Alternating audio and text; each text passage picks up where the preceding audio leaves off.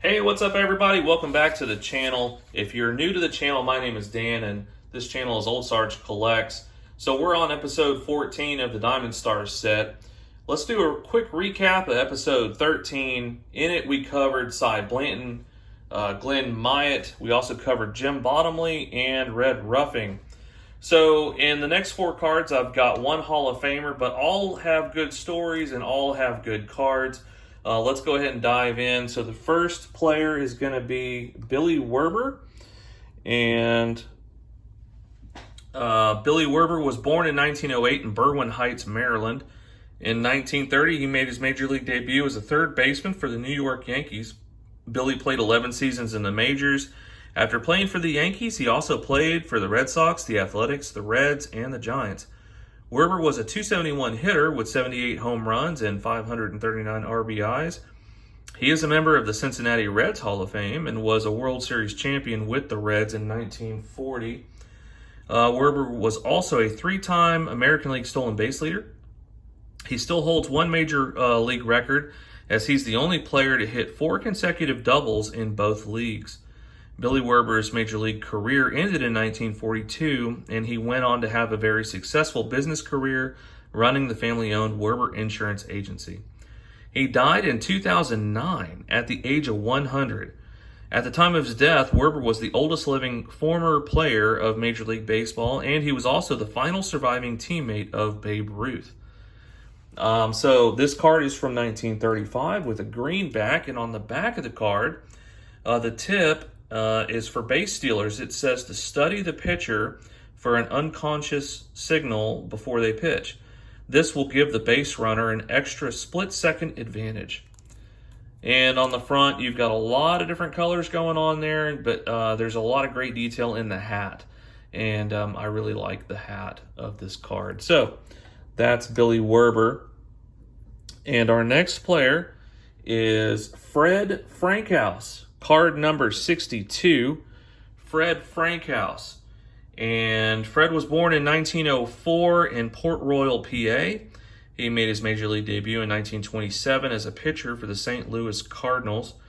Frankhouse played for the Cardinals, the Boston Braves, the Dodgers, and then the Boston Bees, which were the Braves. Fred Frankhouse was an all-star in 1934 while he was playing with the Braves.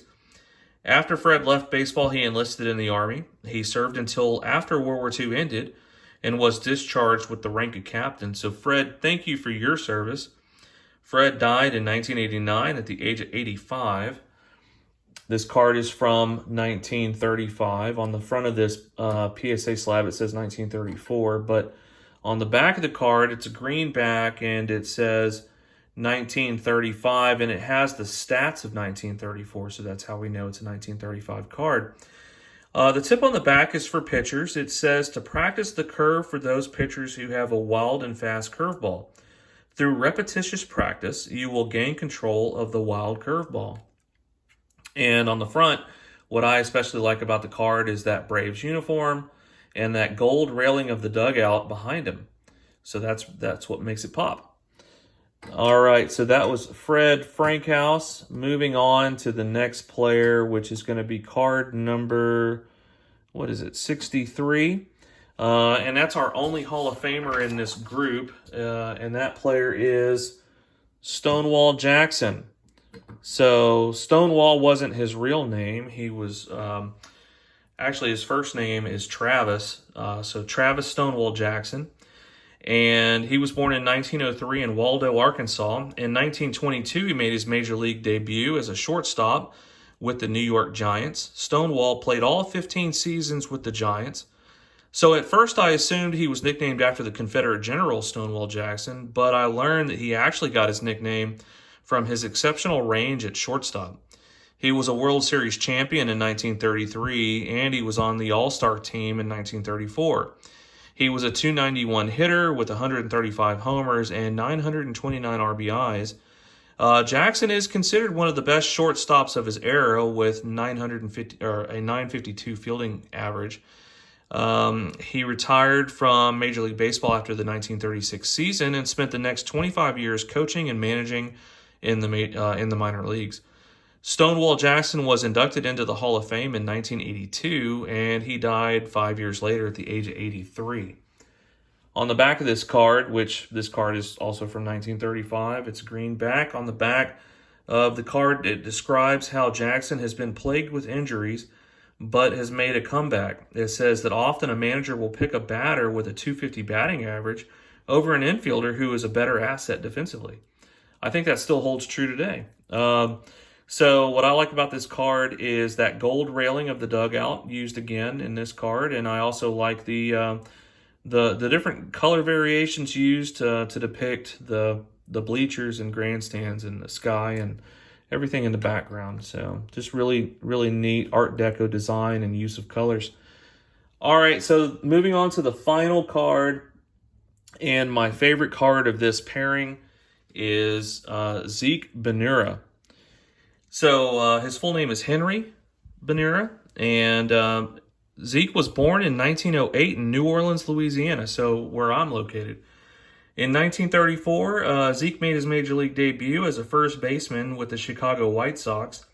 In 1937, he was traded to Washington because of his rumored interest in owner Comiskey's daughter.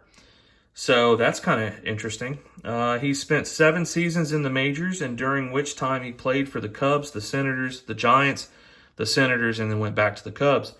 Bonura was a .307 hitter with 119 homers and 704 RBIs. He's a member of the Italian American Sports Hall of Fame. After his playing days, Zeke joined the Army and was put in charge of organizing baseball games for service members in the African theater of war. He organized 150 different teams that all fell into 6 different leagues. He ran a playoff system in which the best 2 teams would play in the North African World Series, which was a best 2 out of 3 game championship. So this is interesting. The winners were presented with baseballs autographed by General Eisenhower. I'd love to get my hands on one of those. And the winning team would receive a trophy made of an unexploded Italian bomb. I wonder if that still exists. He was discharged from the Army in 1945 as a master sergeant and received a Legion of Merit for his wartime service. So Zeke, thank you very much for your service. Zeke Bonura died here in New Orleans in 1987 at the age of 78. And after doing some research, I found that he and Mel Ott are both buried in the same cemetery. So I'm going to have to pay that cemetery a visit and go see both of their graves.